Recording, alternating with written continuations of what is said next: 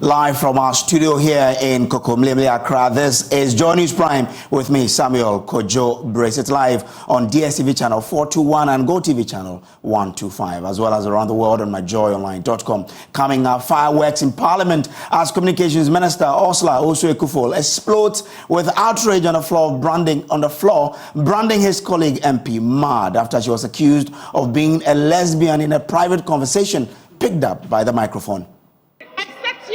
Repeatedly heard him Honorable Minister, shout at the top of his voice and refer to me as a practitioner of LGBTQ. And every single last one of you is behaving as if you didn't hear it. And if in response to that I say he is mad.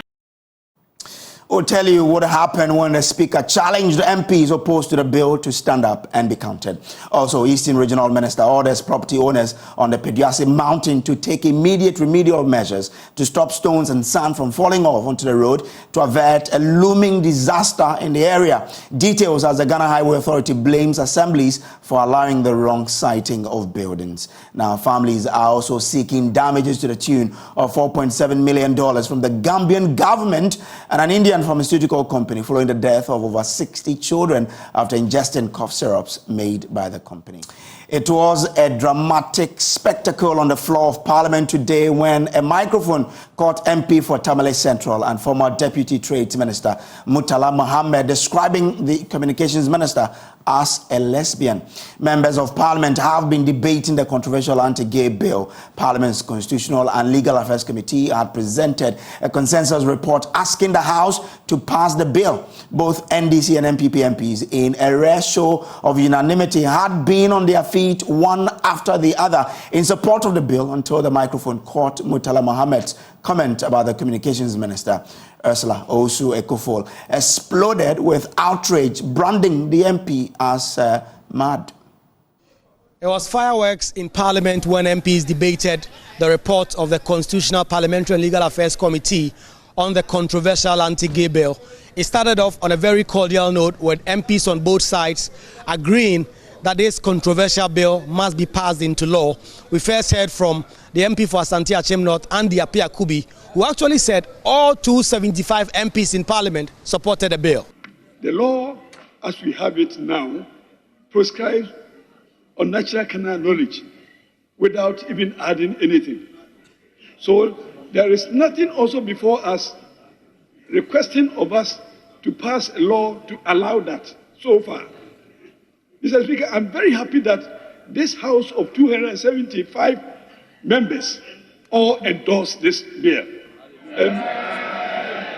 And we are religiously going to support the bill to pass. I am speaking to the House and supporting the bill and also indicating the support of all our members because our membership as Ghanaians, all Ghanaians support this bill. We then heard from the Speaker who threw a challenge to all MPs on the floor to stand up if they were against this anti-LGBTQ bill. Opportunity to those who are against to speak.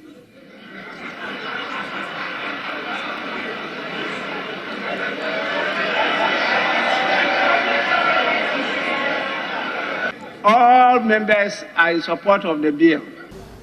Well, no one stood up. No one in Parliament stood up in opposition to the bill. It was then that we heard from former Minority Chief Whip, Honorable Muntaka Mubarak, who described the advocacy of LGBTQ as madness, and also the first Deputy Speaker, who said that the constitutional and the national life of Ghana does not support those activities. It is very worrying that those who had been canvassing for this, for lack of better word, madness to be allowed to continue in our country are not averting to their minds to three things. And I will always say the first thing, regardless of which other human being you are, there's something you believe. Whatever you believe, whether you are a Christian, you are a Muslim, you are a Buddhist, you are a pagan, you believe in something. What has your scripture said about this? They were threatening the life of Pharaoh Sweeney, Sam George, and many of us who were speaking about visas to travel to their country. Mr. Speaker, we have made them look as if going to their country is about life. Mr. Speaker, if we were to do reciprocity, to do reciprocal of what they are doing, so that they would also be able to come into our country. Mr. Speaker, we will see those who suffer most. Promotion of proper human sexual rights and Ghanaian family values. My friend, the ranking member, has quoted our constitutional duty to promote and protect our social and cultural values, an injunction by our constitution. So indeed, we are taking our responsibility under the constitution and promoting and passing this bill. This was when things got a little bit heated on the floor when Communications Minister Eslo Wusu, who debated, actually said that the human rights of such persons must be considered, and that she was excited that the committee had taken its time to trash out some of those issues in its report. What we can do is to ensure that the human rights of every Ghanaian citizen are protected in line with our constitution, and that nobody is discriminated against because of their beliefs or sexual orientation. Yes, Honorable, let's hear you. It is incumbent on us as members of parliament to craft a piece of legislation that is not in conflict with our constitution or existing legislation. And so I commend the committee for the extensive work that they have done to clean up the bill that was presented to us and to come up with the amendments that they have proposed. And for the information of all Ghanaians, oral sex, anal sex, regardless of whether it is between man and man, or woman and woman, is illegal under our law. So if there is anybody who is practicing oral sex or anal sex today on a man or a woman, please note that what you're doing is against the existing law of this country, because it is a natural carnal knowledge. But just when she concluded her debate and another MP was on the floor, the Speaker of Parliament said he had heard that the Honourable Murtala Mohammed, MP for Tamale Central, had uttered some words to the extent that Eslo Wusu was either a promoter or a practitioner of anti-LGBTQ activities. Honorable member for Tamale Central, please kindly withdraw that statement.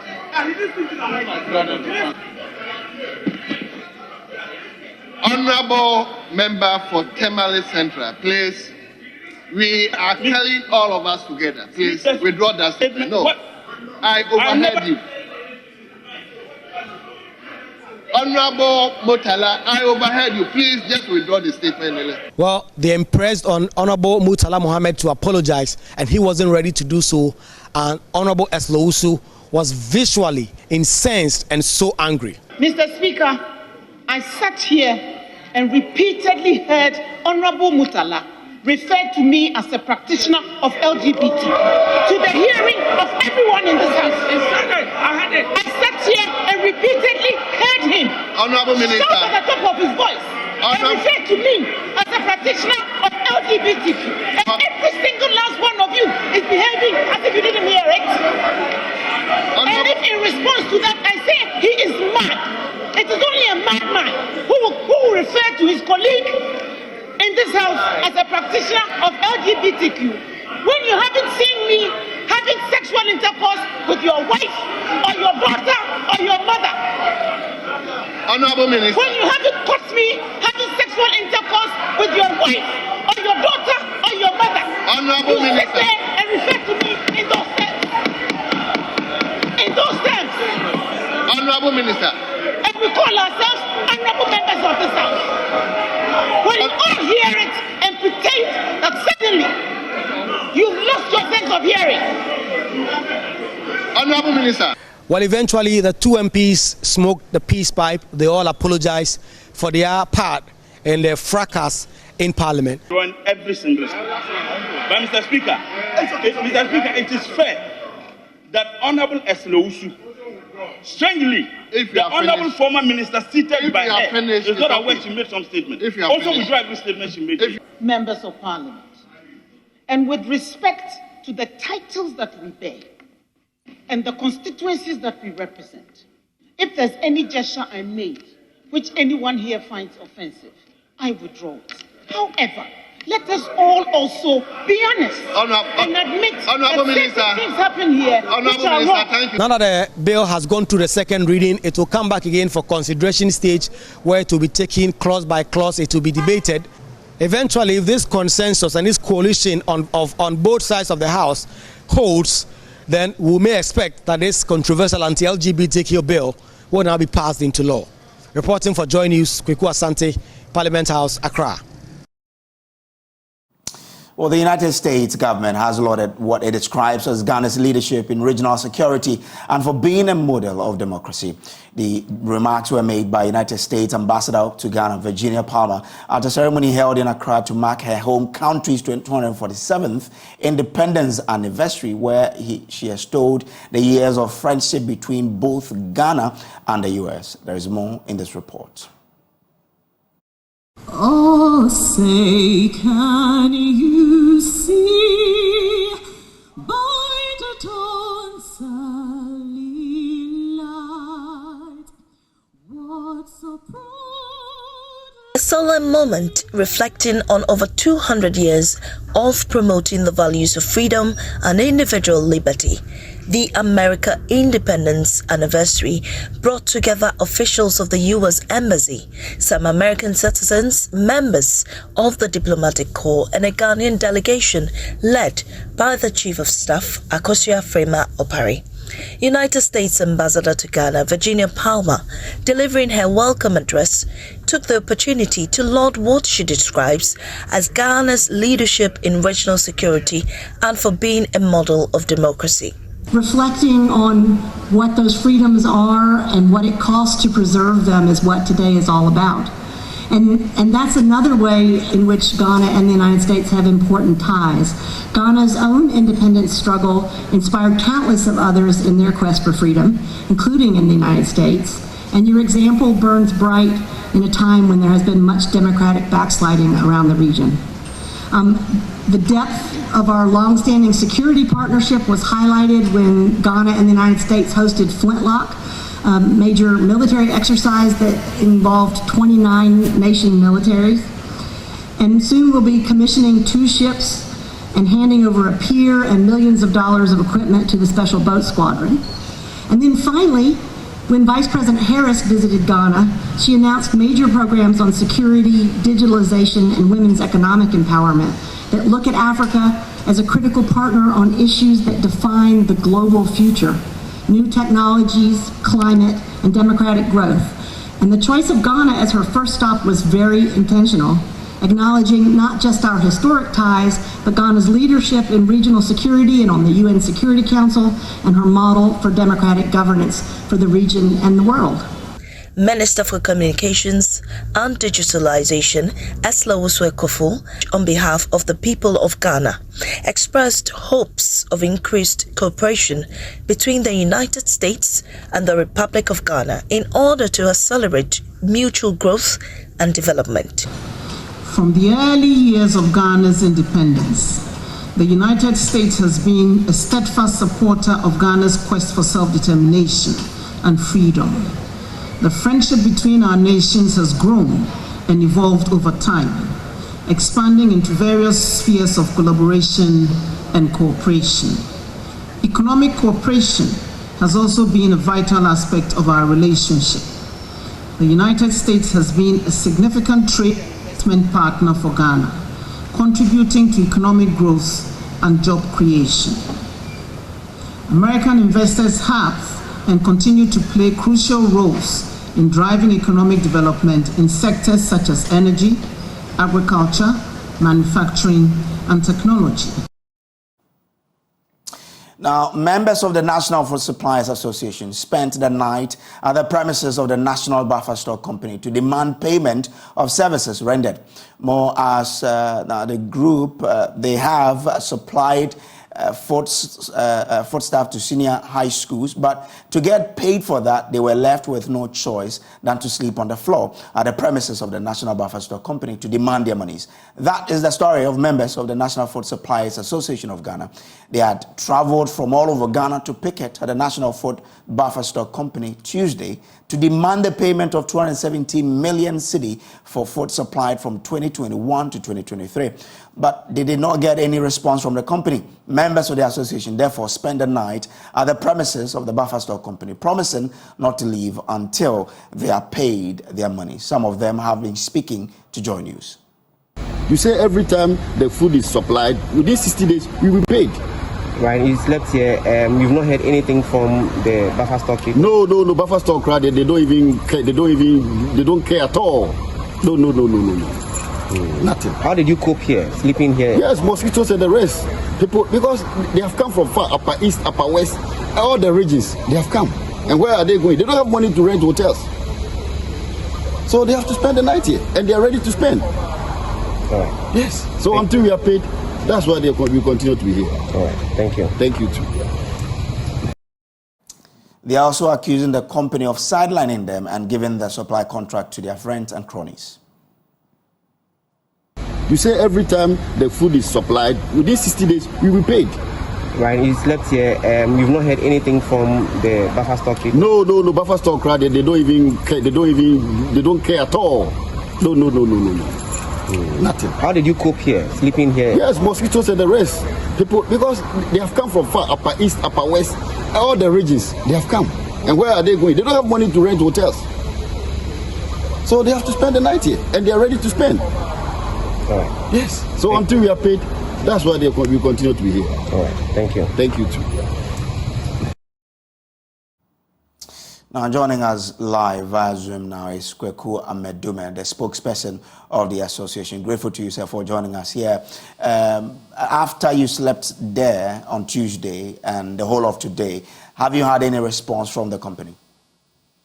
Good evening, listeners, to your good self. Yes, we have not had any communication from them yet. In fact, we are not looking forward for communication. All we are looking for is our money to be paid. We have had every communication from them. They are not able to speak to us because they have exhausted all the excuses they have in stock. And so they don't have anything to tell us. Perhaps they are preparing the checks to come and hand over to us. We are waiting, my brother. So are you at the premises as we speak now? Ms. Amedume? Okay. So we were still speaking to Kweku Amedume, who is the spokesperson for the National Food Suppliers Association. They are still sleeping, as they tell us, they're still sleeping at the Buffer Stock Company, waiting for their monies to be paid them. In the meantime, moving to other stories, Minister Seth Kwame Achampon, that's the Eastern Regional Minister, has ordered owners of properties on the Pediasi Mountain to take immediate steps to stop rocks and sand from falling off onto the road. The minister stormed the area in the company of the Eastern Regional NADMO officials after Joy News report on the state of the road Wednesday, after half of the stretch was covered in stones and sand. Carlos Caloni has more.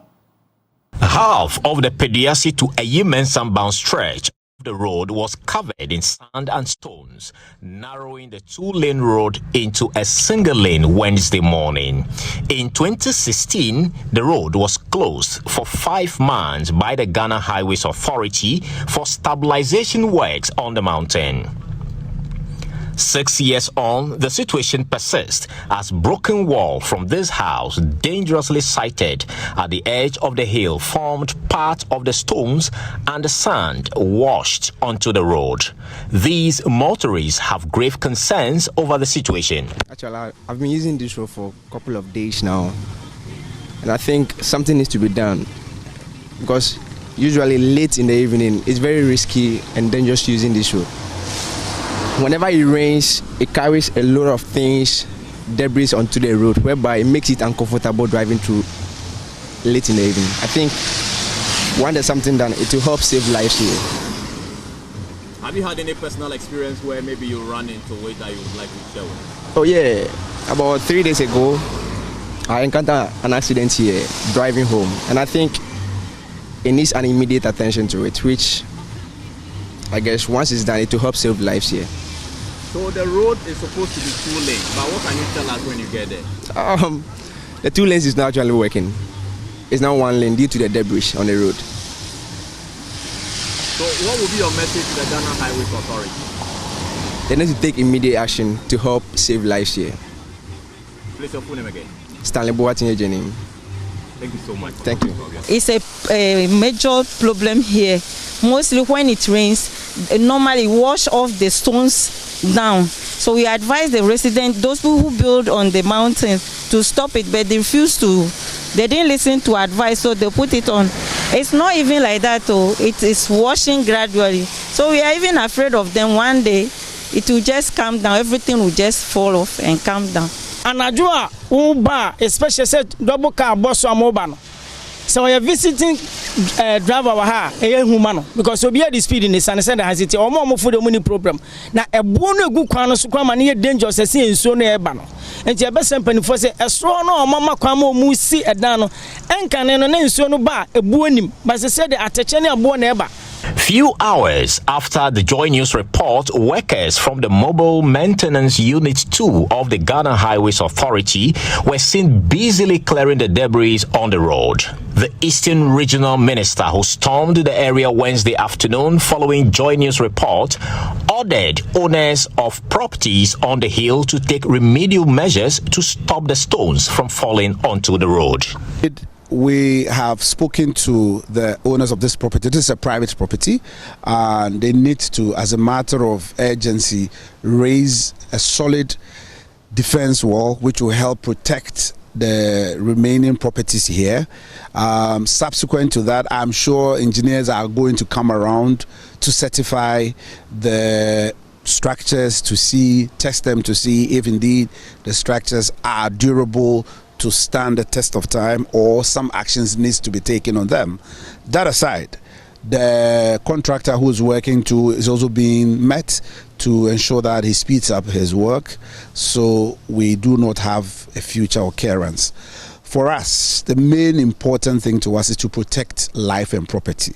So this defense wall is very key to us, and we are going to ensure that it is developed as soon as practicable. You can find with me my regional NADMO director. That is why he's here, because we have to ensure that lives are protected. The municipal chief executive is with me. The municipal engineer is also with me. All of them are here helping us to put together what needs to be done immediately to protect property and life. The mobile maintenance units of the Ghana Highways Authority have swiftly moved to site, and as you can see in the background, they are working to clear the debris. We hope this will be sustained.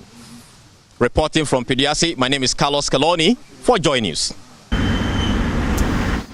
Former Minister for Food and Agriculture, Dr. Owusu Afriyie-Akoto, is set to storm 4 regions this week to continue to propagate his campaign message. According to him, he is motivated by the reception from delegates in his engagement so far, and his message is resonating with the grassroots of the party. The former minister under the Akufo-Addo government, who is going into the flag bearer race of the MPP for the first time, is therefore convinced that the delegates believe that he understands the challenges in the party and will be the right candidate to make the party grow stronger. Samuel Imbura monitored the vetting exercise and reports. The former Agric minister under the Akufo-Addo government, who is going into the MPP flag bearer race for the first time, is convinced that the delegates believe that he understands the challenges in the party and will be the right candidate to make the party grow stronger. He becomes the 8th aspirant to be vetted in the race. Addressing the media, Dr. Afriyie-Akoto said the grounds are good for him. The exercise is confidential, so I cannot tell you much, but I can say that everything has gone very well, and thanks for coming. What about your campaigning? How is it going? Are you satisfied? The campaigning is going well. You know, we started Greater Accra, and the reception has been wonderful. Really, really good. We'll continue tomorrow in Central Region, then we go to Eastern Region, Ashanti. We're doing a tour of the regions. not necessarily finishing every region before moving to another region, but it's just up, step, and jump. So how is your message? It's amazing. The message is going very well with the delegates. They realize that we are very much aware of their situations, and they are very confident that under my leadership, the party will grow stronger and stronger and break the 8 come next year. But former Railway Development Minister and MP for Escado Ketan constituency, Joe, who was a 9th aspirant to be vetted, assured delegates he's the right choice for the party. For example, when we came to submit our forms, we had to stop people. Today we had to stop people from coming. And we don't bust people and things like that. I prefer to deal with people who are committed to the cause. And I'm very confident. Like I said, when I submitted the form, that God willing, I'll be part of the first 5. In November, Ghana will stand still. Ghana will stand still and see the glory of God. The message to the delegates is that their candidate is Jogati. I'll be coming to them. I've gone to some of them. I'll be coming to each of them. And I want to assure them that by the time they finish listening to me, they'll come to the conclusion that there's one candidate and his name is Jogati. Meanwhile, the last aspirant to face the MPP vetting committee on Thursday will be former MP for Mampong, Francis Adainimo. The vetting committee will later address the media on the next flag bearer election process. For Joy News, Samuel Mbura. Now let's take you to Gambia now, because over 19 parents are seeking damages from the Gambian government and an Indian pharmaceutical company to the tune of $4.7 million in damages. This follows the death of over 60 children whose demise have been linked to some Indian-made cough syrups they consumed. The government has, however, remained silent on the matter, according to our sources. Now, we'll take you live to the Gambia to speak to Flex Dunn. He is a Gambian journalist who has been following this story for close to a year. Grateful to you, Flex, for joining us here. Now, when was it first established that the cough syrup had something to do with the death of the children? Yes, the cough syrup, it was established last year when WHO came to the Gambia to provide technical support around October last year, early October. By then, 66 children had already perished from the poisonous drugs from India, made in pharmaceuticals. And Flex Dan is my nickname. My real name is Yusuf Taylor, editor for a media house here in Gambia. Okay. Thank you so much. Now, how widespread is the situation in Gambia? So to date, we've got at least confirmed 73 cases. 73 children have perished, 70 in 2022, and 3 more confirmed in 2023. However, the unfortunate situation is that there are some 16 children who have died this year, but their circumstances have not been confirmed by the Ministry of Health. Journalists are trying to get answers to questions about that, but the Ministry of Health hasn't been forthcoming. Myself, I've visited the Ministry of Health. We've even had international reporters come to the Gambia who I have helped to get to the Ministry of Health. They've also, unfortunately, not been successful to get information. So that's the situation, which is, we are not very clear exactly how widespread it is, but that's as far as we know. 73 so far. But if you take regions, how many regions have been affected by this? You could say almost all the regions. 73 children is quite a lot, and Gambia is quite a small country. We have about 2 million population, unlike Ghana, and we have about 7 regions. We don't have that many regions like Ghana. So if you consider it, it is for us to have 73 children dead, it's a huge, massive disaster if you check the ratio of the population as well. So it is quite widespread in the Gambia's case. Do we know the specific brand or brands as part of this, or that have been affected by this? Yes, there are 4 specific brands which have been identified, and they are all coming from Maiden Pharmaceuticals in India. The drugs we have, it's the first one is promethazine oral solution. The second one is Cofex Malin baby cough syrup. We also have Markov baby cough syrup and Magrip and cough and cold syrup. So those are the 4 different medicines which we do have. What they said was in these drugs that cause the toxins and that have killed the children is that there's believed to be a substance that is used in cars, in vehicles, antifreeze. This substance found its way into these medicines, and that is what is responsible for killing the children. Yes. Wow. Now, what has the Ministry of Health there been saying about this development? At the beginning, they had a lot to say when it just happened. They were churning out reports, 4-page, 5-page reports, quite extensive reports. At that stage, it was just about 28 people that were affected. But unfortunately, they went cold. After a while, investigation started. The government the president himself decided to establish an investigative panel. And when they did that, that was when the Ministry of Health went cold and decided to let the investigative panel do their work. Ever since that then, though, the National Assembly, Parliament, have launched an investigation and inquiry into this. And they've published their report, calling for recommendations, calling for actions to be taken, and for the government to take legal action against these pharmaceutical companies, but they've never done that. So now the parents have decided to take matters into their own hands, but the government is also included. They're not just going for the pharmaceutical companies anymore. They are going for the pharmaceutical company which produced it, that is Maiden Pharmaceuticals. You have Atlantic Pharmaceutical, who was responsible for the distribution here in Gambia, as well as the Ministry of Health and the MCA, which is the Medicines Control Agency in the country. They look at medicines, and they are supposed to be doing the tests.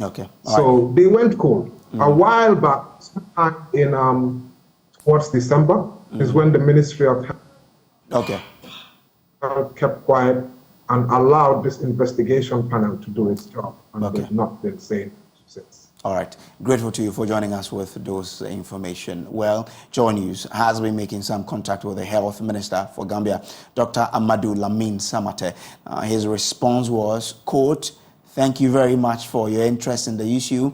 Our government will soon be issuing a statement on our position on this issue. I suggest that you wait until after that for any interview so that we do not preempt that. Thanks a lot," unquote there. This is still Joy News Prime. We'll take a quick break. We'll be back with more. Do stay with us.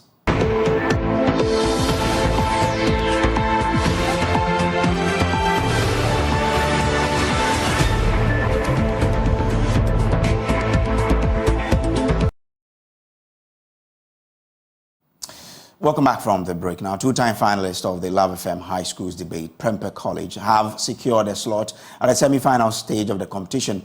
In an ambitious, combative and a cutthroat argument on the motion, quote, "The retirement age for civil servants should be moved to 70 years, unquote, the Amanfo of Prempeh College eliminated the Unrama of Kumasi Wesley Girls. Nana Boache Iyadom reports from Kumasi.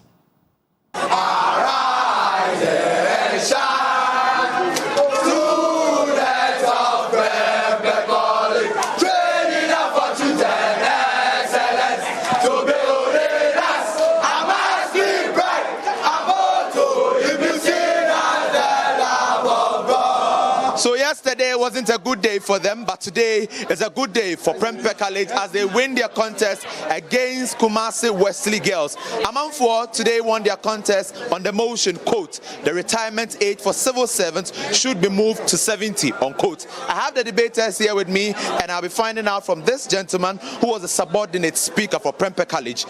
What was the trick again? I've been asking you this question over and over again. How do you always win your contest, especially today's contest against Kumasi Wesley Girls?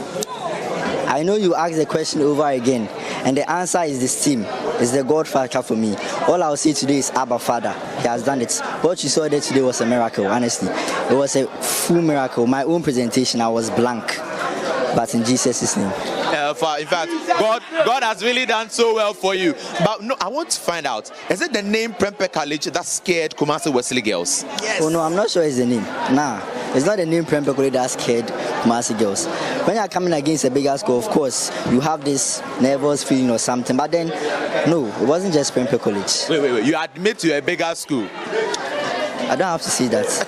I don't have to say it. All right. And here I have the principal speaker who spoke for Prempeh College on the motion today. In fact, I must say that they won with some 240 points against Kumasi Wesley Girls, where they also had 231 points. So 9 points different. How did you make it a win for yourself today? As my friend just said, everything is God. Everything is God. God is the factor in everything. If you heard him say in the name of Jesus, it is not a mistake that he made. It was actually in the presentation. We include God in everything that we do so that in the end we prosper and we prefer. Yes. To make things simple and for the benefit of our audience, other schools in the contest, you'll be meeting at Santa Mine. What are they to expect from you? Simple. If God is victory and Prempeh College is victory, then God is Prempeh College. So they should expect to meet God. So at Antiman Senior High School, you'll be joined by Prempeh College at the semi-final stage of the Love FM High School debate. Their warning is that expect to meet God. Today, they came against Kumasi Wesley Girls. They made it a win. At the semi-final stage, they'll be coming against you. But they are saying the last thing they would have to tell you is expect nothing but the God factor. Now, Presec Legon has set their sight on their ultimate prize as they embark on a relentless campaign to claim their 8th NSMQ national trophy. Their determination was evident as they triumphed over formidable opponents, including Accra Academy, Chemo SHS, and Tema Methodist SHS, to secure their 4th consecutive regional title. With their recent victory propelling them forward, Presec Legon believes they are on a definitive path towards clinching the coveted national trophy once again. Michael Ashali was there and our reports.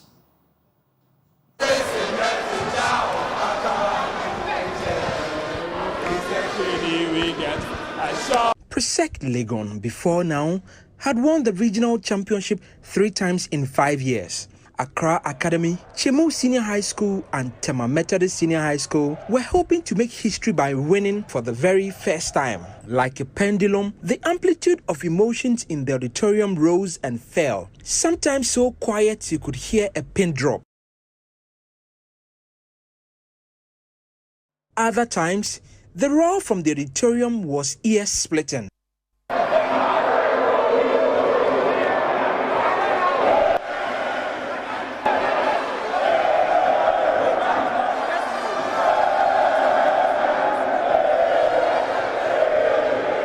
After round 1, Accra Academy gave reigning champions Presec Legon a reason to be afraid. At the end of round 1, the Methodist Senior High School had 4 points. Chemo Senior High School had 8 points. Presbyterian Boys Senior High School 9 points. Accra Academy 13 points. Soon after that, tables turned. And denominator Z squared. Perfect. Presby Boys. 1. Simple. Plus 6xy plus 4y squared. Excellent.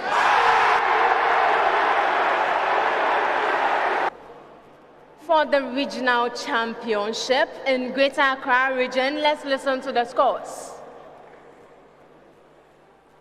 The Methodist Senior High School had 11 points. Chemo Senior High School 14 points. Accra Academy 17 points. Presbyterian Boys Senior High School 37 points. We are very elated, winning for the 4th time. 4 consecutive times in 4 years. We are very happy to win this. But we couldn't have done this without the help of the Lord Most High. The God, Jesus Christ, on our side. We won again. We don't understand how it's happening, but we like what is happening, and we like the way we feel. I mean, look at us. Yeah. We feel. It says it all. We, as we talk speedways and we talk Blair. Well, Education Minister Dr. Yao Osei-Adichum is calling on educational institutions to focus on STEM education as he believes it is the future of education. At a 53rd graduation ceremony of Brain Hill International School, the Sector Minister advised students to add up STEM courses to what they are already pursuing. There is more in the following report. So if we are teaching pollution, for example, it's not enough to say what are the causes of pollution, list the causes of pollution and the effects of pollution, why pollution. That is the lowest level of learning. It's about remembering, it's about understanding, and maybe, if you are lucky, applications. But the highest level of learning within that class will be when the teacher says, create a city without pollution. That means they have to design something, they have to come together doing some brainstorming and begin to look at how would a city without pollution look like. Speaking at the graduation ceremony of Brain Hill International School, the Education Minister Dr. Yao Osei-Adichum advised parents to allow their wards choose future careers they have interest in while guiding them in the process. Yes, watching Jordan.